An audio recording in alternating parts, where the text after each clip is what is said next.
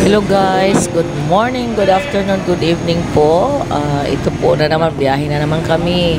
So itong aming biyaheng ito from bahay hanggang sa pier, sa barko.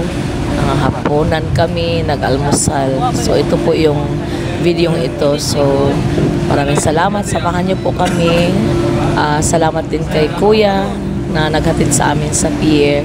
Salamat kayo sa inyong tanan. God bless everyone.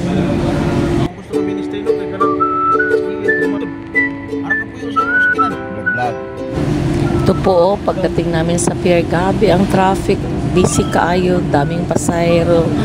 Kasi ang ano nito, hindi lang naman via Mindanao. Maraming pasahero na papunta sa iba't ibang lugar. Pero ang sinakyan namin na barko, kukunti lang kami. So yan po, ito po yung biyahe namin. Bye Kuya, salamat sa paghatid. Amping sa imong pagbalik sa balay. Yan po, kasama namin ang mga estudyante rito sa aming biyahe. Mauni ang Pier Ono. So yan, dahang kaitao diha. Kasi ang daming barko. May pa Cagayan de Oro, Paminda, pa Surigao, so para Butuan. So ito po yung mga pasaherong ito. Yan po. Attention sa tanang pasahero nga naa sa labi area, palihog sa ito guys, papasok na kami sa loob ng terminal. Pero saglit lang kami diyan. Parang dumaan lang kami, tapos sumakay na naman kami ng bus papunta sa barko mismo. Saglit lang talaga kami diyan. Parang ano lang, nagbayad kami ng 25, pero saglit lang talaga, parang dumaan lang kami diyan. Yan po yung ano namin, full pack si Ogang sa mga bago.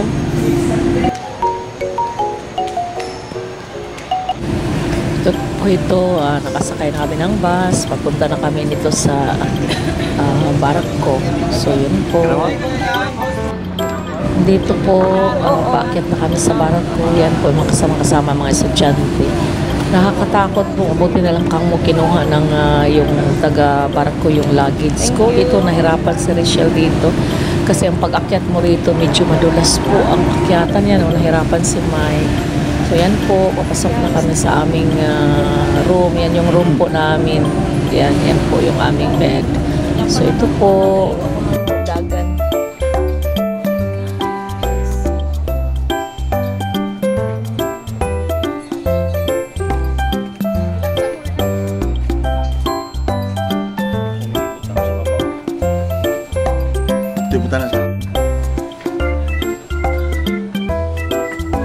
And then pagkatapos namin na-plaster ang aming bed, lumabas kami rito, titingin-tingin sa paligid. Yan po yung karagatan ng Cebu, port ng Cebu. Yan po.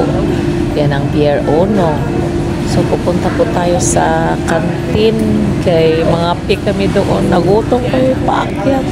Tapos nagstay kami sa kantin. Nangapi hanggang hapunan na yun. So ang coffee dito medyo may kamahalan din, kaya parang 20 ang isang cup.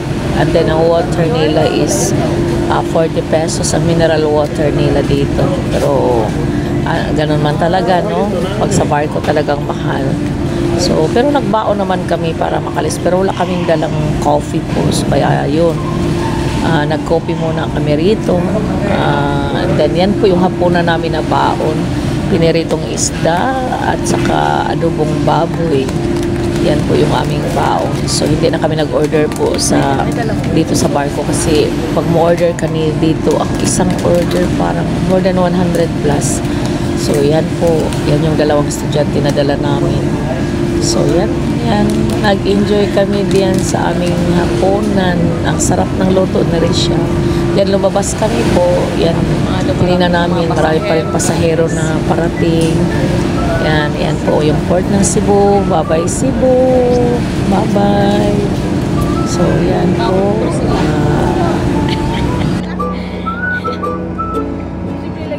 Ito guys, pagising ng umaga. Good morning Luzon, Visayas, Mindanao. Yan, tulog pa po si Pastor Mike.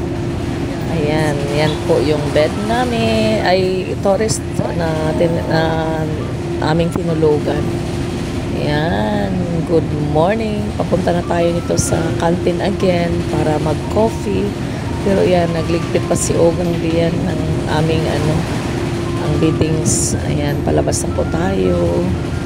Punta po tayo sa canteen again para magkape.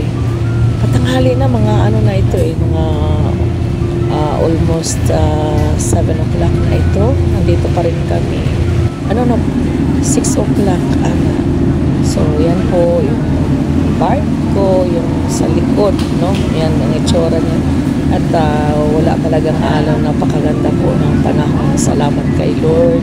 Salamat po sa lahat na nagpipray sa aming biyahe. Maraming salamat talaga. Safety po. Wala talagang balod. Pero ito, nag-ano kami ng coffee. While kami ng coffee dito mga kapatid ko mo. Nandiyan pa kami sa tapat ng isla ng Camiguin. So meaning, kailangan pang tumakbo ng mga another 2 to 3 hours bago namin maarating ang Butuan. Medyo may kabagalan ang barkong ito. But anyway, salamat kay sa protection ng Lord. Safe po yung biyahe namin. So yan po. Good morning sa inyong lahat.